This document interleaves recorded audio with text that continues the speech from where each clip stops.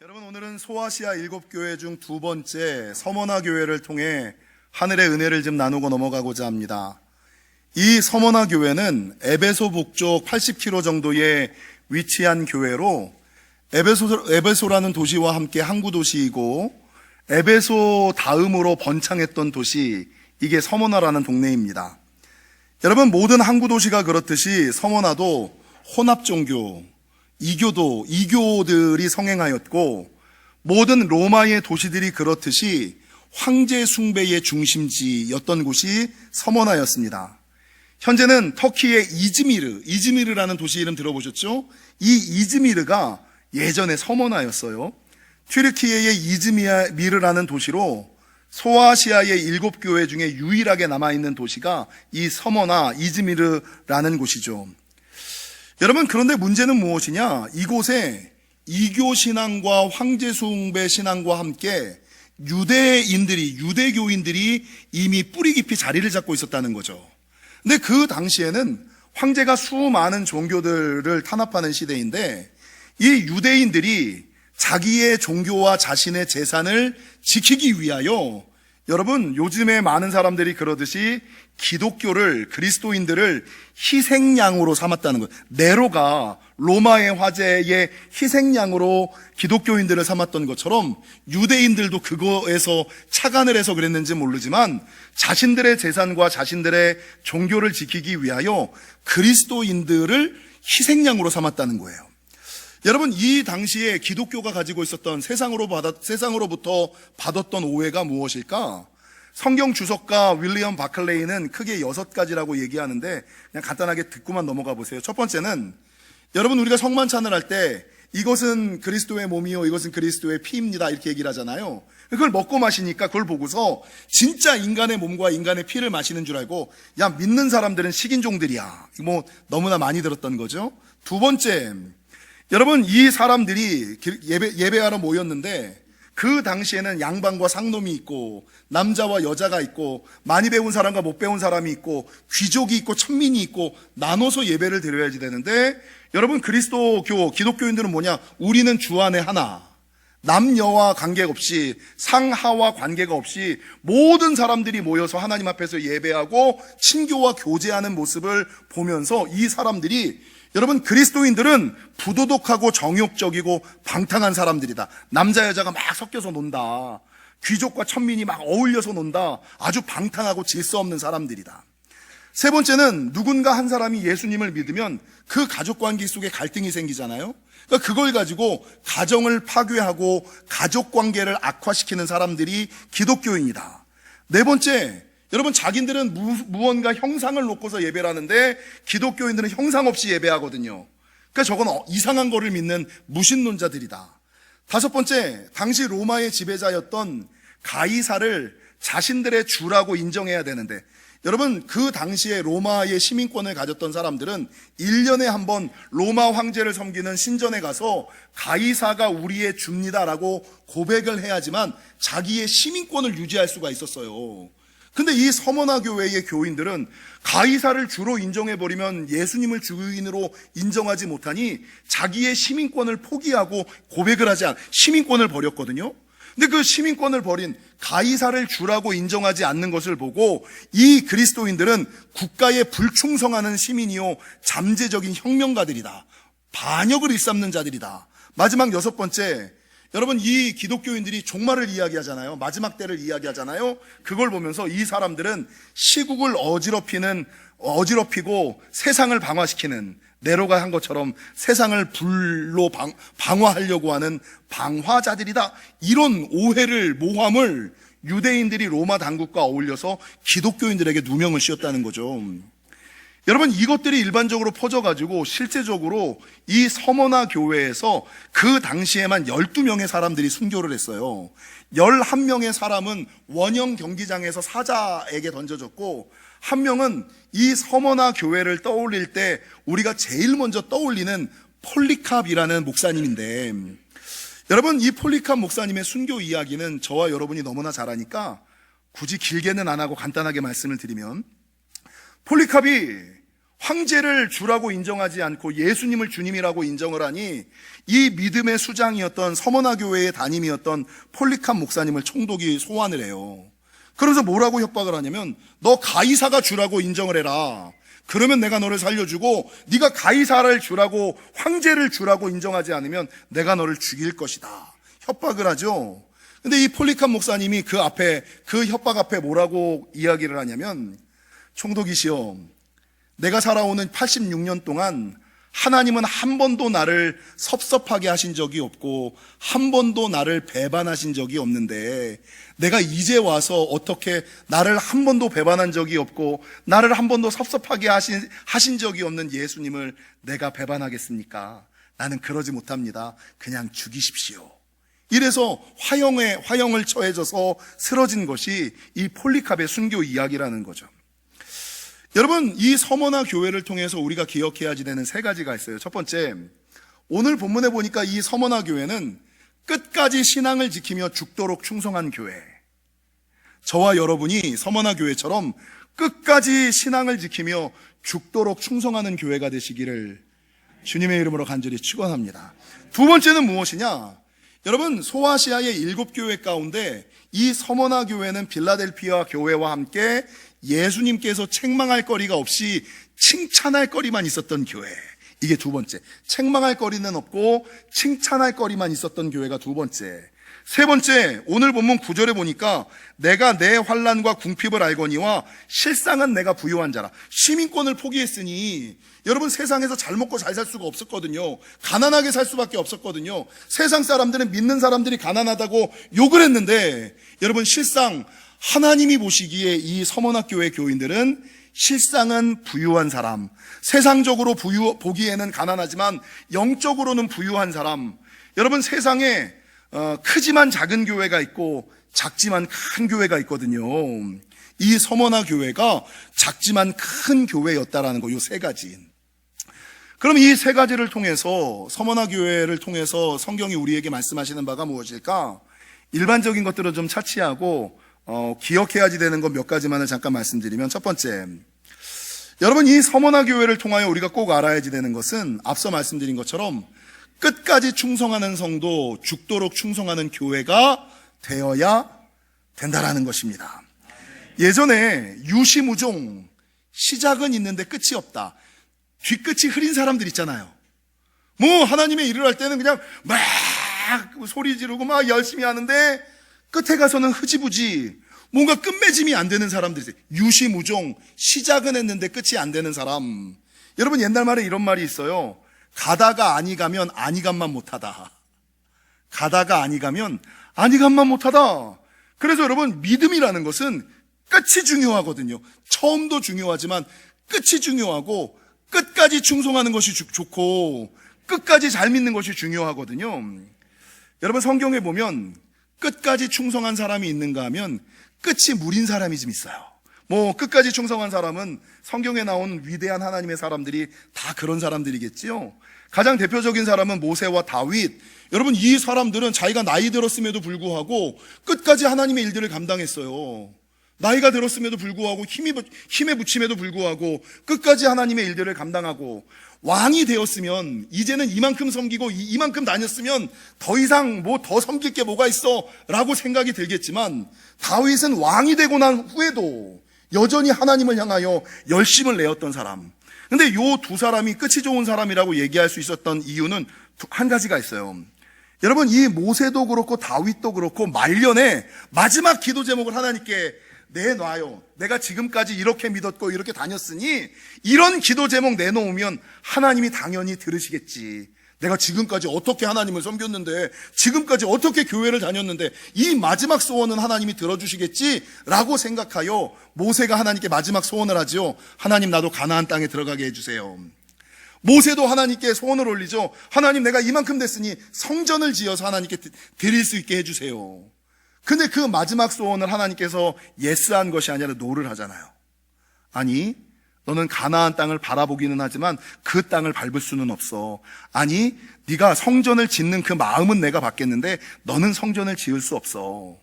여러분, 내가 이만큼 믿고 이만큼 다녔는데, 이만큼 섬겼는데 마지막 한 가지 소원에 대한 거절을 받으면 대부분의 사람들은 됐어, 마라, 나는 할 만큼 했어 라고 생각하는 게 일반적이거든요. 근데 이 모세와 다윗은 여러분, 하나님께서 거절하셨음에도 불구하고 끝까지 이스라엘 백성들이 가나안 땅에 들어갈 수 있는 준비를 했고, 여러분, 이스라엘이 성전을 지을 수 있게끔 끝까지 최선을 다하여 성전을 지을 수 있는 준비를 다 마치고 죽음을 맞이한 사람, 그러니까 다윗과 모세는 끝이 정말 좋은 사람이었다는 거죠. 여러분, 반대로 끝이 별로 안 좋은 사람이 성경에 몇 명이 나타나는데, 그 중에 가장 대표적인 사람은 남왕국 유다의 5번째 왕이었던 아사 왕이에요. 제가 이 아사 왕에 대해서 몇 번 설교했는데, 이 아사 왕은 41년 동안 왕위에 있었거든요. 41년 동안 왕 자리에 있었는데, 재밌는 것은 이 아사가 왕에 오르고 나서 35년까지는 하나님께서 축복하시고 역사하셔서 그 시대를 뭐라고 얘기하냐면 평안하고 안전한 형통의 시대였다. 왕에 올라서 35년까지는 평안하고 안전한 형통의 시대, 꿈꾸는 대로 되는 거야. 기도하는 대로 되는 거야. 외치는 대로 되는 거야. 하나님께서 전쟁에서 다 이기게 해주셔. 그러니까 평안하고 안전한 형통의 시대를 살았어요. 근데 35년 정도 왕 위에 있다 보니까 어떻습니까? 자기도 기름 부음 받은 왕이고, 자기도 이제 교회 다닐 만큼 다녔고, 성경 읽을 만큼 읽고, 알 만큼 알고, 그러니까 35년이 지나고 난 이후부터는 성경에 보니까 그가 선지자의 말을 듣지 아니하였다 이렇게 얘기를 해요. 그러니까 자기도 안다는 거지. 자기도 배울 만큼 배웠다는 거지. 먹을 만큼 먹었다는 거지. 자기도 동일하게 기름 부음 받은 자라는 거지. 그래서 35년 지나고 난 다음부터는 선지자의 얘기를 듣지 않아요. 이게 첫 번째. 그 두 번째는 무엇이냐? 여러분, 역대하 16장 2절에 보니까 아사가 왕이 된 지 39년에 그의 발이 병들어 매우 위독하였다. 발에 병이 났어. 무슨 병인지는 몰라. 근데 발에 병이 났는데, 여러분, 발에 병이 났다고 해서 목숨을 잃을 만한 병이 지금 있어요? 지금도 거의 없잖아요. 근데 이 아사 왕은 39년째 발에 병이 들어 매우 위독하였으나 병이 있을 때에 그가 여호와께 구하지 아니하고 의원들에게 구하였더라. 요 두 가지. 자기도 알 만큼 알고 다닐 만큼 다니고 먹을 만큼 먹었다는 이유로 선지자의 말을 듣지 아니하고, 두 번째, 하나님을 의지하지 아니하고 세상을 의지했다라는 요 두 가지 이유만으로 아사 왕이 초년에는 그렇게 잘 나가다가 36년부터 41년까지는 불안하고 위험한 불통의 시대를 살고 끝내는 41년째 죽음을 맞이하게 되었다라는 것입니다. 그래서 여러분, 우리 앞뒤와 좌우분들과 이렇게 인사하겠습니다. 끝이 좋은 신앙이 됩시다. 끝까지 좋은 신앙이 됩시다. 예, 끝이 좋은 신앙이 되셔야지 되고요. 끝까지 좋은 신앙, 그러니까 아무리 하나님을 향하여 불타오른다 손 치더라도 여러분, 끝이 잘못되면, 노년에 삐끗하면 이게 문제가 있는. 그래서 여러분, 오늘 이 서모나 교회를 향하여 끝까지 충성하고 죽도록 충성한 이 충성이라고 얘기를 했잖아요. 여러분, 충성이 뭔지 아세요? 너무나 많은 설교자들이 얘기한 거니까, 충성은 한자로 가운데 중자에다 마음 심자, 말씀 원자에다 이룰 성자를 쓰잖아요. 충성이라는 게 뭐예요? 마음의 중심에 뭘 둬요? 내 뜻, 내 생각, 내 방법, 상황과 환경과 처지, 형편, 내 마음을 두는 것이 아니라 마음의 중심에 뭘 두라고요? 내 맘대로 하고 싶지, 상황 따라 살고 싶지, 환경 따라 살고 싶지, 내 생각은, 내 경험은, 내 의지는, 내 방법은 이거를 선택하고 싶지. 근데 마음의 중심에 뭐가 있다고요? 말씀을 두셔야죠. 마음의 중심에 말씀을 두고 그 말씀을 따라 이루어드리며 살아가는 것이 충성이에요. 여러분, 충성하는 신하를 뭐라 그러냐면 충신이라 그러잖아요. 충신은 동일하게 가운데 중자에다 마음 시자에다가 사람 인자에다가 말씀 원자예요. 그러니까 충신은 뭐예요? 마음의 중심에 말씀을 두고 그 말씀을 믿는 사람이 충신이에요. 그 말씀을 따라가는 사람이 충신이라는 거죠. 바라는 것은 예전에 과거에 하나님을 향하여 그렇게 불타올랐다 손 치더라도, 옛날에 내가 잘 믿었어. 이건 제가 맨날 얘기하잖아요. 과거를 자랑하는 신앙은 지금은 안 좋다는 반증이거든요. 근데 정말 중요한 신앙은 과거도 좋고 현재도 좋고 마지막 끝도 좋은 신앙이어야 됨을 기억하시고, 끝이 좋은 신앙, 끝까지 좋은 믿음의 사람 되시기를 주님의 이름으로 간절히 축원합니다. 여러분, 두 번째, 서머나 교회를 통하여 성경이 우리에게 말씀하는 바는, 여러분, 소아시아 7교회 중에 서머나 교회와 빌라델피아 교회는 책망거리가 없고 칭찬거리만 있었던 교회예요. 교회 안에서 신앙생활할 때 이 사람은 흠잡을 게 없어, 욕할 게 없어, 다 이뻐, 다 좋은 사람이 있는가 하면, 어떤 사람은 약점도 좀 있지만 강점도 있고, 강점도 좀 있지만 약점도 있는 사람이 있어. 어떤 사람은 약점만 있는 사람도 있어, 사실. 그러니까 이제 그게 교회고 성도인데, 여러분, 소아시아 7교회를 보십시오. 서머나 교회와 빌라델피아 교회는 책망할 거리가 없고 칭찬할 거리만 있었던 교회. 근데 나머지 4교회, 에베소 교회, 버가모 교회, 두아데라 교회, 사대 교회는 칭찬할 거리도 있었지만 책망할 거리도 있었던 교회. 근데 이거는 담지 말아야 되는, 마지막 라오디게아 교회는 칭찬할 게 없어. 교회인데, 성도인데 칭찬할 거리는 없고 책망할 거리만 있었던 교회가 라오디게아 교회라는 거죠. 여러분, 재밌는 것은 이 서머나 교회와 라오디게아 교회가 대비가 되거든요.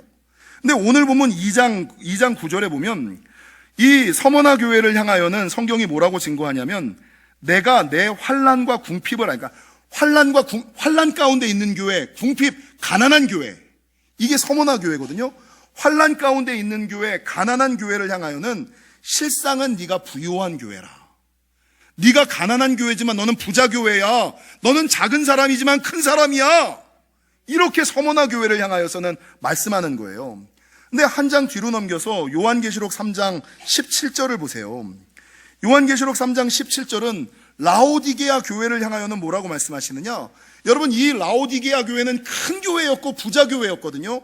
근데 이 큰 교회였고 부자 교회를 향하여는 내가 말하기를, 네가 부자라 부요하여 부족한 것이 없다. 이 정도면 내가 부자고, 이 정도면 잘 믿고, 이 정도면 잘 섬기는 거야 라고 말하지만, 내가 보기에 내 곤고한 것과 가련한 것과 가난한 것과 눈먼 것과 벌거벗은 것을 알지 못하노라.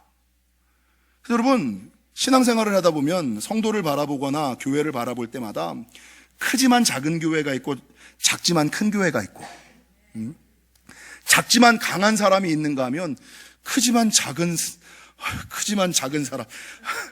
여러분, 저희 교회의 모토가 뭐냐면, 여기서는 크지만 작은 교회가 되지 말고 작지만 큰 교회가 되는 게 요한계시록의 교훈이잖아요. 서머나교회잖아요. 정도원 목사는 욕심이 좀 많아요. 하나님 영지교회는 어떤 교회가 되기를 원하냐면 큰 교회, 바른 교회, 건강한 교회.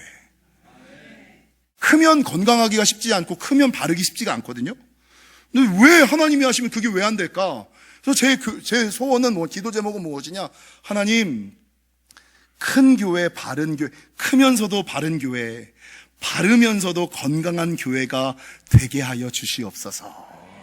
바라는 것은 저와 여러분들도 하나님 보시기에 크지만 작은 교회, 부요하나 가난한 교회가 아니라, 가난한 성도가 아니라 작지만 강한 교회, 가난하지만 부한 성도를 넘어 겉도 부하고 속도 부하고 그런 삶을 살아가시는, 요 몇 년 한국교계의 성도들이 은혜의 빛을 지고 있는 찬양사역자가 하나 있어요. 그분이 누구냐면 손경민 목사님, 은혜, 충만, 여러 가지 찬양을 부르셨던 분이거든요. 근데 이분의 가사가 정말 좋습니다. 이분이 쓰셨던 찬양의 가사 가운데 충만이라는 찬양이 있어요.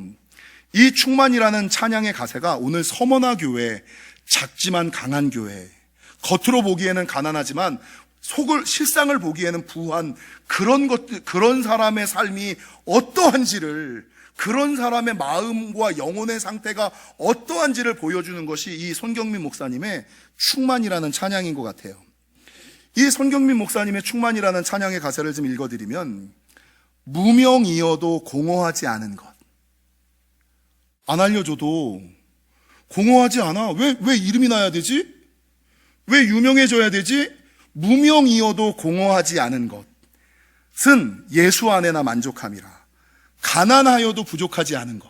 이게 가난하여도 부족하지 않은 것은 예수 안에 오직 나는 부요함이라.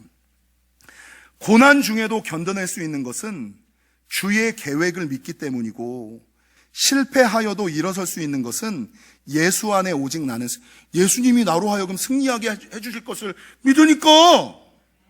내 몸이 약해도 낙심하지 않는 것은 예수 안에 나 완전함이라. 화려한 세상 부럽지 않은 것은 내가 내 안에 세상 걱정, 근심, 염려, 불안, 초조로 꽉 차 있는 것이 아니라 내 안에 뭐만 충만하다고요? 예수로만 충만하니까 남들이 보기에는 좀 없어 보이고, 남들이 보기에는 좀 안타까워 보이지만, 아니, 나는 내 안에 주님으로 말미암아 충만하고 기쁨이 가득해. 그래서 이 손경민 목사님이 뭐라고 찬양하냐면 이렇게 찬양하잖아요. 난 예수로 충만하네. 세상 모든 풍파도 두렵지 않네. 난 예수로 충만하네. 영원한 왕 내 안에 살아계시네. 사랑하는 성도 여러분, 세상 살아갈 때 겉으로 보기에는 크지만 실상은 작고, 겉으로 보기엔 부하지만 실상은 가난한 그런 삶을 살아가지 마시고, 겉으로 보기엔 작아도 안에는 하나님의 은혜와 사랑으로 충만하고, 겉으로 보기에는 약한 것 같지만 안엔 주님으로 말미암는 강함을 가진, 아니 더 나아가서 겉으로 보기에도 부유하고 안에도 부유하고, 겉으로 보기에도 강하고 안에도 강한 저와 여러분이 되시기를 주님의 이름으로 간절히 축원합니다. 마지막으로 이 서머나 교회를 통해서 우리가 기억해야 되는 것은 한 가지. 여러분, 이 서머나라는 이름에 뭐가 사실은 이 뭐라는 것이 향료와 몰약을 의미하는 원어예요. 그러니까 그 옛날 이 서머나는 향료와 몰약의 도시였어요. 근데 이 몰약이라는 것이 어디에 쓰였냐면, 아시는 것처럼 이집트에서 미라를 만들 때 사용하는 게 몰약이에요. 여러분, 동방박사가 아기 예수님을 영접하고 올려드렸던 세 가지 법을 중에 하나가 황금, 유향, 몰약이 굉장히 비싸고 값진 거예요. 아주 귀한 거예요. 근데 이 몰약은요, 첫 번째, 여러분, 미라를 만들 때 사용이 되었고요. 당시 그리스와 로마에서는 뱀에 물린 사람들의 치료제로 사용이 되었고요. 아메리카 지역에서는 순환장애, 그리고 더 넘어가서 신경장애, 관절염에 이 몰약을 사용했고요. 이 몰약을 바르면 통증이 사라지고 아픔이 치료되는 치료제로서 쓰였다는 거죠. 그리고 세 번째는 이 몰약의 특징인데, 여러분, 이 몰약은요, 가만히 있을 때는 은은하게 향이 나는지 안 나는지도 몰라. 근데 이 몰약에 힘을 가하여 때리거나 부수면 오히려 더 강하고 진한 향기가 쫙 퍼진다는 거죠. 그래서 제가 이 서머나에 뭐가 향료와 몰약이다라는 것을 딱 보면서, 하나님, 우리 영지교회와 영지교회 안에 있는 성도들이 몰약과 같은 신앙과 교회가 되게 하여 주옵소서. 몰약과 같은 신앙과 교회가 뭐예요? 여러분, 세상으로부터 교회가 썩어가는 것을 방지하는 교회와 신앙, 세속화를 막는 데 일조하는 성도와 신앙, 교회의 타락을 막아서는 교회와 신앙, 방부제 역할을 감당하는 몰약과 같은 신앙과 교회가 되게 하여 주시고, 그 옛날 몰약이 여러분 통증을 완화시키고 치료하는 데 쓰였던 것처럼 세상에 힘들고 어려운 사람들이 교회를 찾아 나오면, 오늘 일부 예배 끝나고 제가 가슴 아픈 얘기와 너무 은혜되는 얘기를 들었는데, 오래간만에 우리 집사님께서 교회로 오셨어요. 아주 오래간만에 교회로 오셔서, 목사님, 내가 지금 직장 다니고 너무 힘들고 어려워서 교회를 잘 못 오는데 교회만 오면 너무 좋아요. 네, 힘없고 힘들고 어려운 사람들이 교회에 왔을 때 여러분, 투닥거리고 힘들고 어려워서 상처받는 교회가 아니라 모략과 같이 세상 시름으로 가득한 사람들의 시름을 좀 치유해주고 상하고 찢기고 불안과 염려를 좀 씻어주는, 여러분, 완화제와 치료조의 역할을 나와 우리 교회가 감당해야 되지 않겠습니까? 그리고 더 넘어가서 이 시대가 그 옛날 네로와 오늘 이 서머나 교회 시대처럼 세상은 믿는 사람들에게 모함을 씌워서 희생양으로 기독교를 박해하는 시대에 우리가 살아가고 있거든요. 제가 금요일 날 이런 설교를 했어요. 의와 정의와 공의에 대한 설교를 하면서 12.7 연합예배에 대해서 얘기를 했어요. 아시죠? 10월 27일 날 한국교계에 있었던 연합예배가 있었어요. 서울에서 전국에 있는 교회들이 모였어요. 근데 기독교 교계에서는 110만 명이 모였다 그랬어요. 그런데 언론 발표로는 23만 2,500명밖에 안 모였다고 발표가 났어요. 근데 제가 재밌는 것은 제가 거기를 가지는 않았지만 저 인터넷으로 끝나고 이거 다 봤거든요. 근데 이 인터넷 유튜브를 보다 보니까 그 연합예배를 상영해주는 유튜버들의 채널이 되게 많아요. 그러니까 어떤 채널에 들어가서 볼까, 기독교 방송 채널에 들어가서 볼까, 어디서 볼까를 찾아가려고 그 모든 채널을 제가 쭉 봤거든요. 근데 요 유튜브 채널을 보는 사람들의 숫자만 20만 명이었어요. 근데 통계는 23만 2,500명으로 나왔어요. 이게 뭡니까? 교회와 믿음의 사람들에 대한 시선과 잣대가 너무 잘못되는 거예요. 근데 이게 점점 심해질 거예요.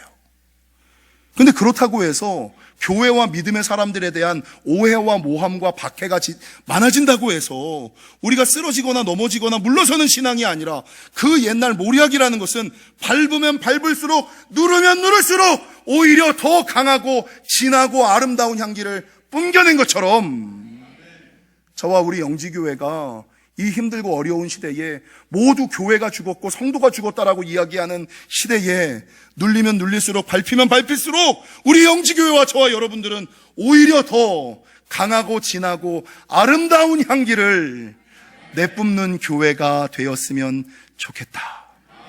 그게 모략신앙이고 그게 모략교회다라는 것을 기억하시고, 사랑하는 성도 여러분, 이 시대는 믿음 지키기가 참 힘들고 어려운 시대예요. 바라는 것은 저와 우리 영지교회가 그 옛날 서머나 교회처럼 책망거리는 없고 칭찬거리만 있는 교회, 책망거리는 없고 칭찬거리만 있는 교회, 그리고 나아가서 끝까지 충성하고 죽도록 충성하는 교회와 신앙, 그리고 더 나아가서 모략과 같이 더 강하고 진하고 아름다운 향기를 뿜기는 저와 여러분이 되시기를 주님의 이름으로 간절히 축원합니다.